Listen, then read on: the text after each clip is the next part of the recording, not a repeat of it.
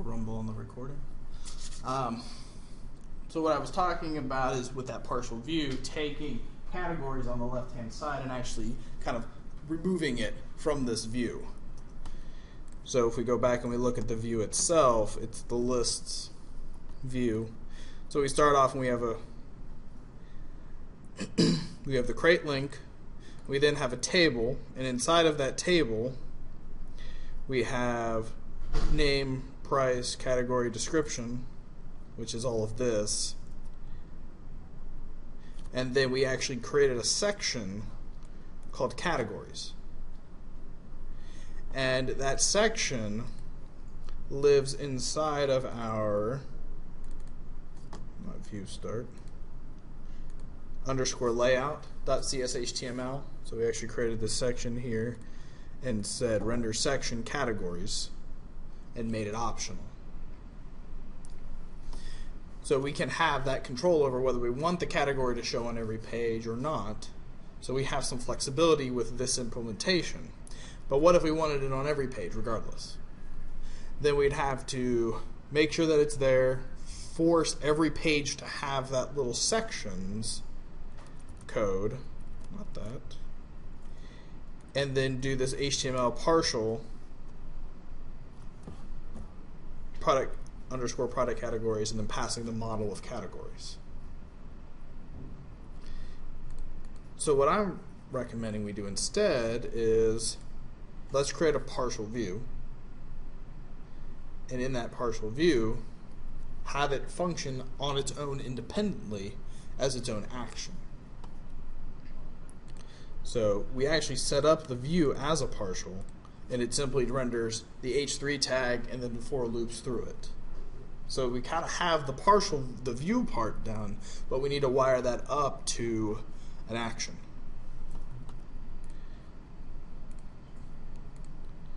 So if we come back here and let's jump back to our products controller, and actually just to show some definition, I'm going to create a new controller. I'm going to call it the category controller. We could do it inside of the products controller, but I just want to show you how different controllers can interact with each other.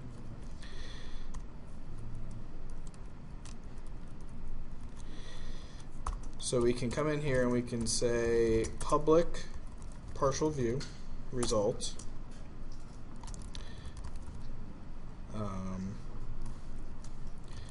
category list.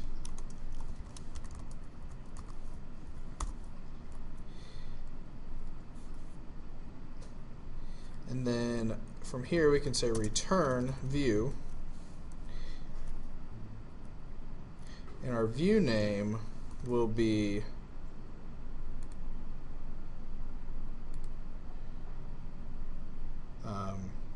it's going to be called category list, so let me not get ahead of myself.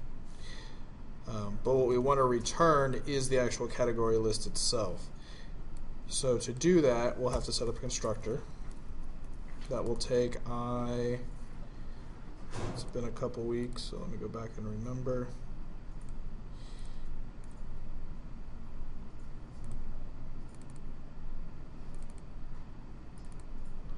Product repository.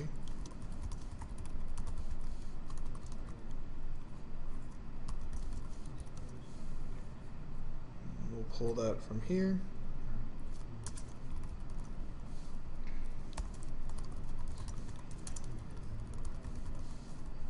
We'll say repository equals repo, and then from here we'll say repo dot products. And what I'm going to do is I'm going to do a select where P category distinct.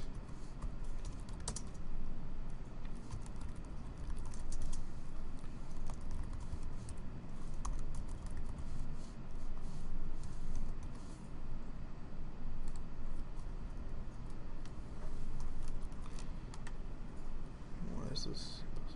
Oh.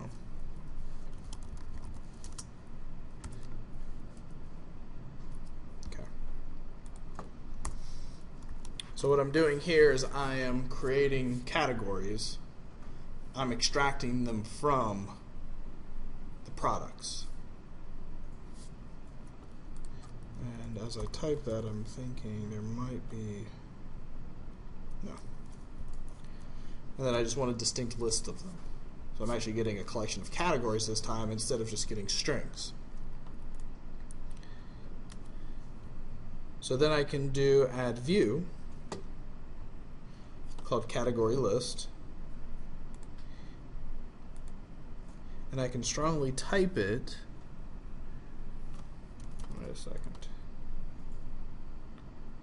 Okay, category is just a string, so then what I'll do is I'll go ahead and add view. I'll strongly type it to IEnumerable string.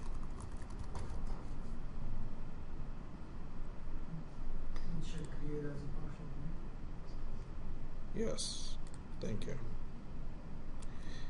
And actually, let me do one more thing here.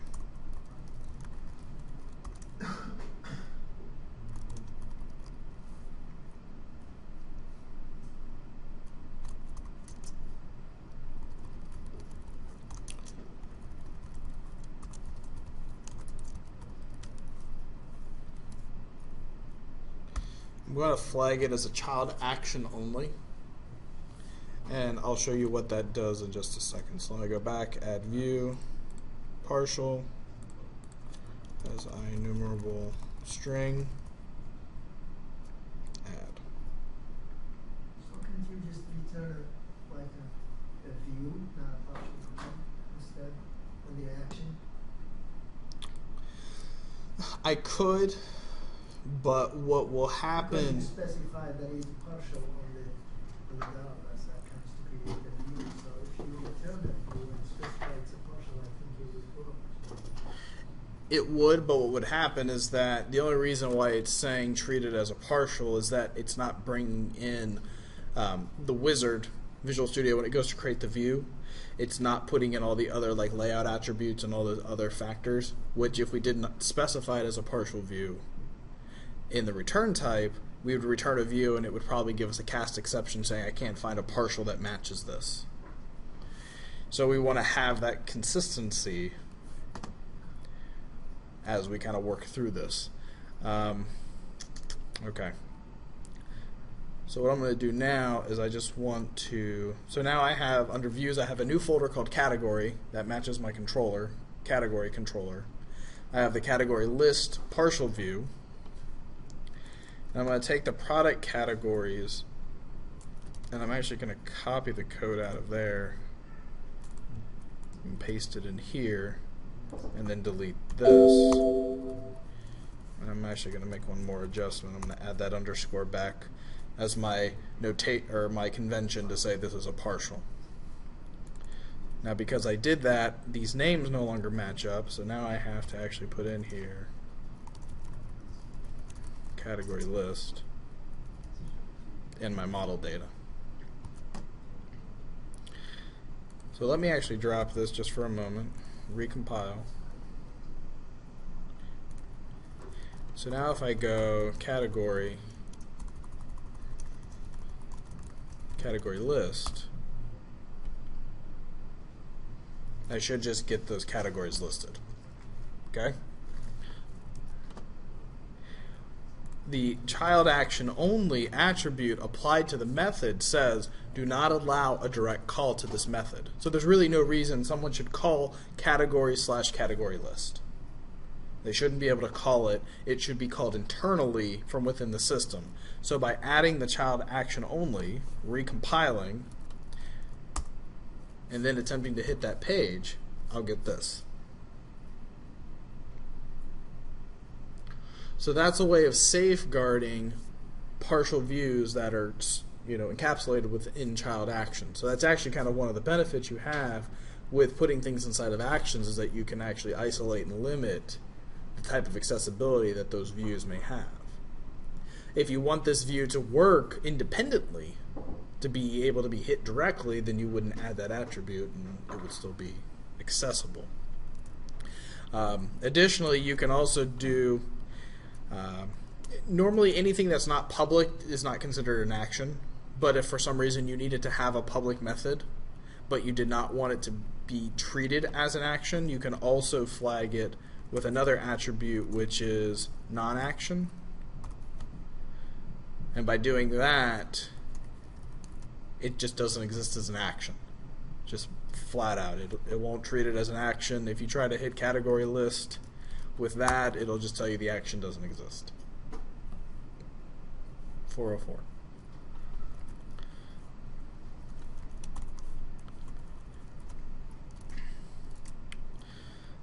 All right. So going back to, don't need that, don't need that, don't need that, don't need that, don't need that. Okay. Going back to here then, what we're going to use is, instead of calling the partial,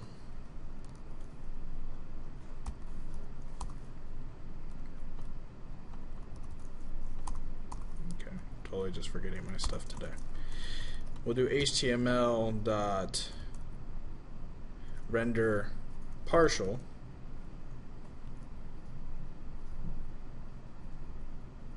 no, it's not render partial.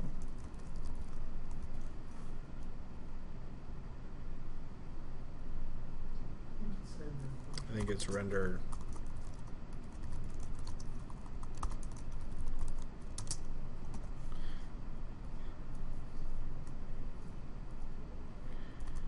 render action, and then it's category list category.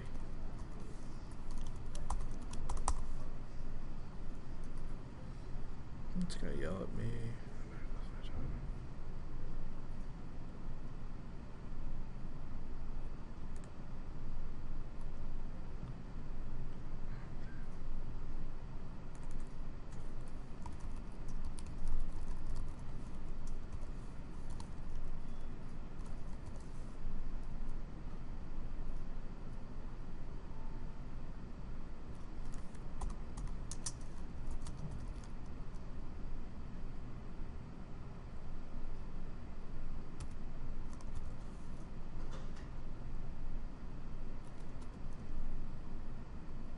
Don't you have to put partial view in shared folder? No, you don't have to put it in the shared folder. I'm trying to remember if it's action now, and I didn't bring my book with me. So, It's render partial. but there is no what was that? Render partial. But there's only a render partial, and it does not accept. It takes the view name. Takes the view name because I think you have to put it in shared. But what I wanted to render is the action.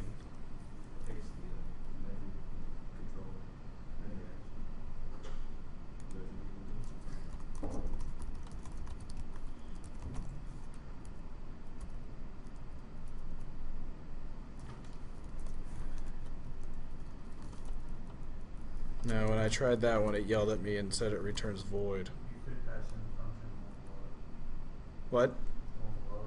Yeah. the second parameter, but there should be different method signatures for it. Yeah. And one of them is an action that you can throw in there. Function. Right, and that's why I'm using this one. So I think this is the one I wanted. No, that's not the one. Yeah. So it was just HTML.action. So you pass in the action name and the controller name. So what this does now is that this line actually goes out and calls that action and then takes that partial view and renders it here. So whatever the result is of that action is rendered in this space. Now, if we didn't want it just to be page specific, but we wanted it everywhere, we can then go back to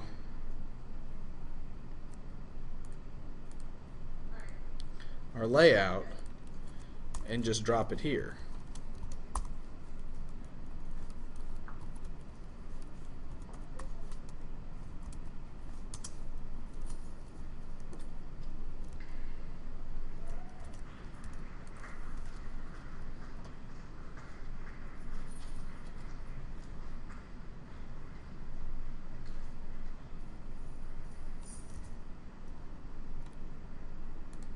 because this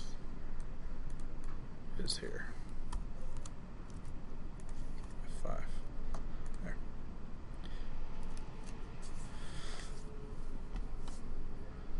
Okay. So do you understand the difference in the mechanics of what is going on there? So before we used to have that section where I had to actually kind of inject that view, and I was actually injecting the view directly.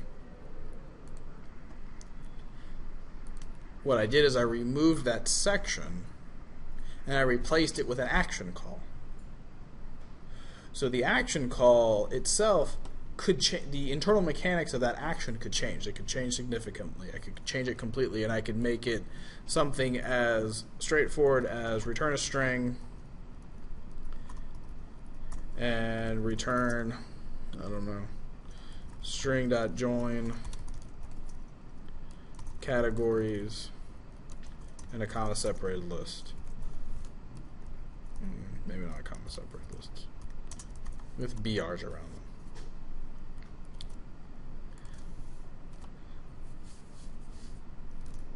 F6, F5,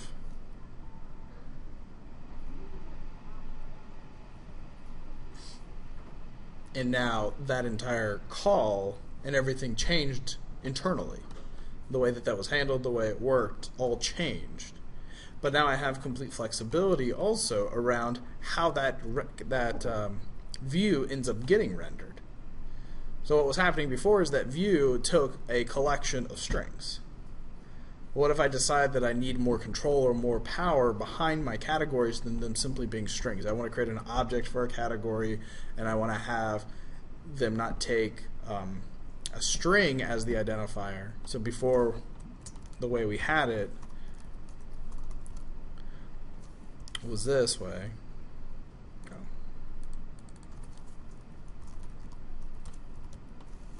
F6, F5.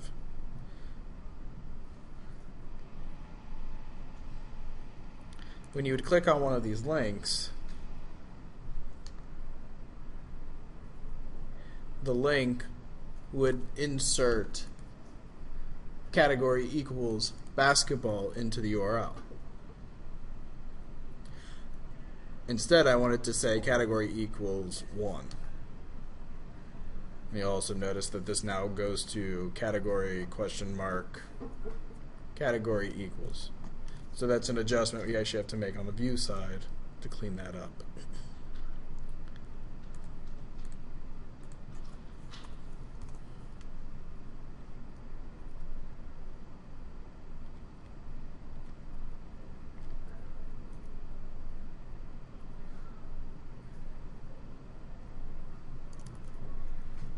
So this will be products, comma.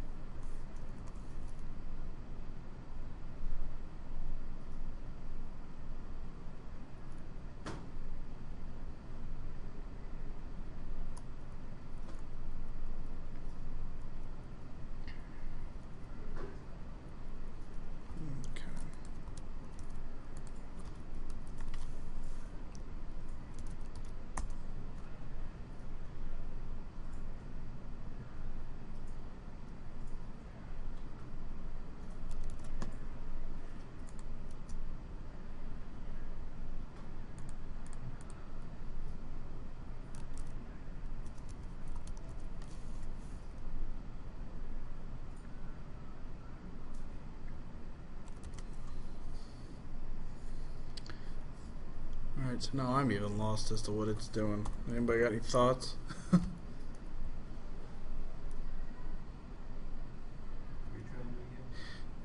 So what's happening is on categories, let me take it back to the way it was. So this is the code that we had from before. So it's saying render an action link as the name of the category and point it to the action list on, and then do question mark category equals the name of the category. That was what we had from last week. So save. Let me just load it back.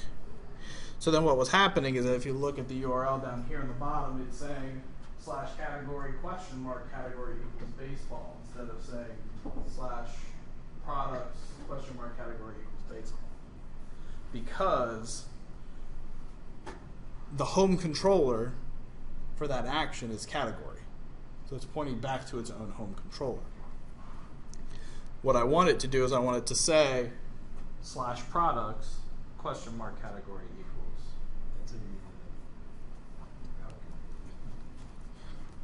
Well, no, so all I need to do here is in this action link. So what we're using right now is we're using this overload that takes the link text, category name. It takes the action name, which is list, and then takes route values, which is that anonymous object type of category equals category name.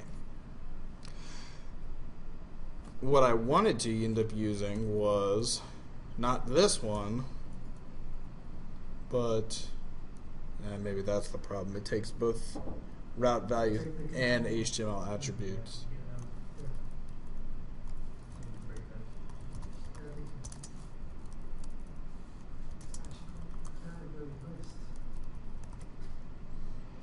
What?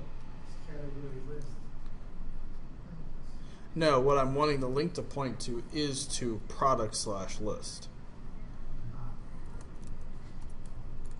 So if I render that out now, yeah, there.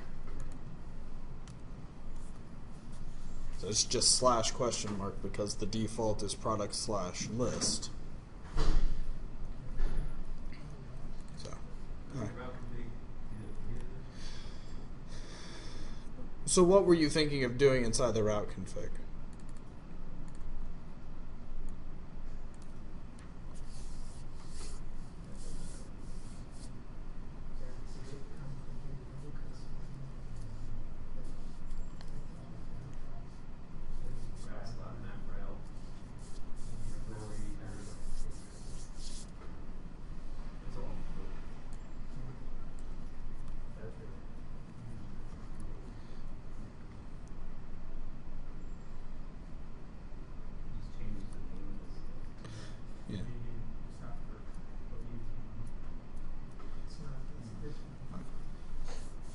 So the system is designed kind of inherently, so if you look back, and maybe this is a good point of just kind of clarity, so inside of the routes config, what we do is we go through and we say to ASP.NET MVC, we say, here's our default route, and the route default should map as the following: controller/action/ID. So whatever we put in the URL, it's going to assume that whatever the first thing is the name of the controller that it's looking for, slash, and then the next thing that gets put there, it's going to assume that that's the action name. Slash, the third item is the ID. It's always going to assume that. So if you go in there and you say, localhost/Apple, it's going to come back and say, I can't find a controller named Apple. If you go in there and you do products/Apple, it's going to say, I can't find an action in the products controller called Apple. So it's always going to assume that. Then the next line, the defaults, says, if none of these are defined, use these defaults. This is the home page. So it says if there's no controller defined, assume that it's products. If there's no action defined, assume that it's list. So if I were to go in there and just do /category, it's going to try to find an action inside of my category controller called list. And then the last thing it says is the ID URL parameter is optional. Or if I wanted to, I could say that the ID default is 3, if that made sense. So then it would always pass a 3 unless something was explicitly defined as the ID value. So this in itself, even though it seems kind of voodoo-esque, is trying to give MVC enough information to go on without trying to give it all possible combinations. Then the sub-routing system takes care of everything else. It says, I'll figure it out for you based on what you put in the URL there. And those values, controller, action, ID, you'll notice above, you also have resource and path info, are unique tokens or special tokens that exist inside of the routing system. They're not arbitrary. They're actually there for a reason. They're very unique. In one of the later chapters of the book, we get into more details of the routes and how you can customize routes and do other things. But for what we're doing up to this point, this suits our purposes perfectly. So whenever you have a controller, you always pass the controller name first, and so forth. We don't have to modify it all the time.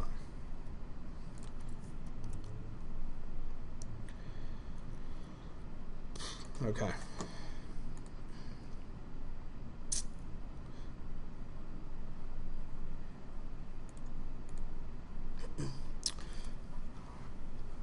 So if we created another view,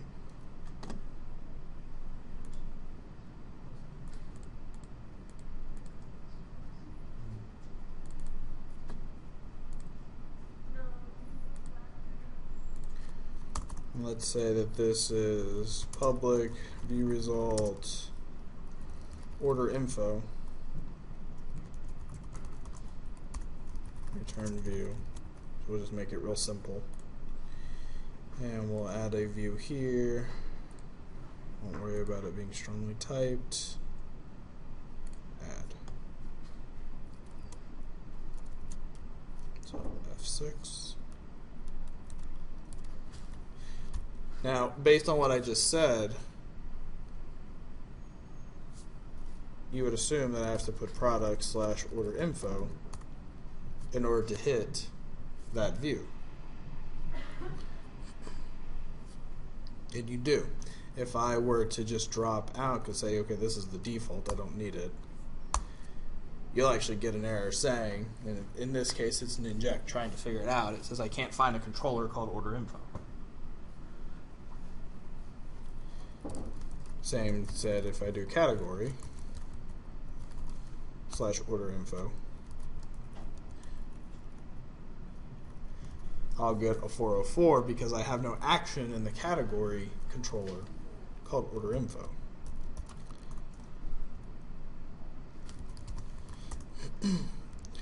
On the inverse, if I were to jump back into categories, the category controller, stop, public view result list, I think it was singular. Yeah. Return view. Add a view called list. Save, recompile. I can come in here and say category list, and it will give me back that view, which will be the list for categories. I can also drop list and just do /category.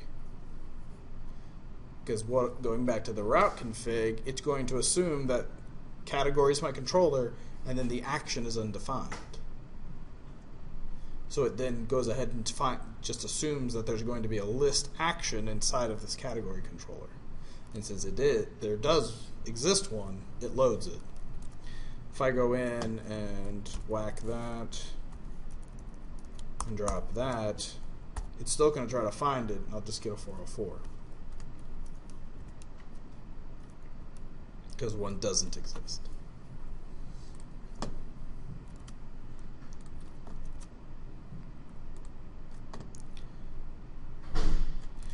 So through all that, you probably notice the fact that the category always stays on that left-hand side.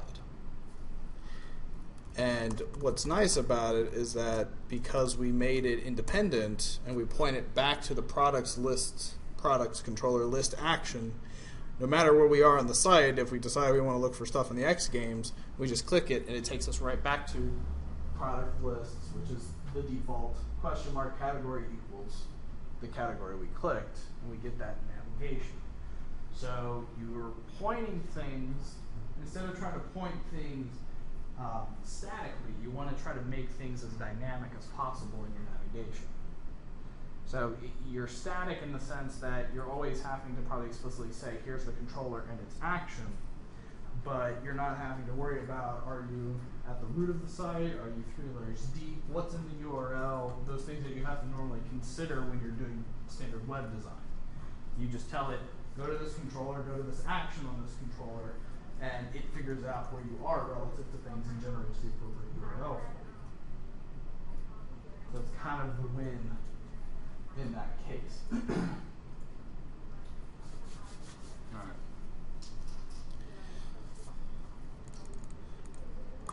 Okay. Since it's 6:55, let's go ahead and just do our break now.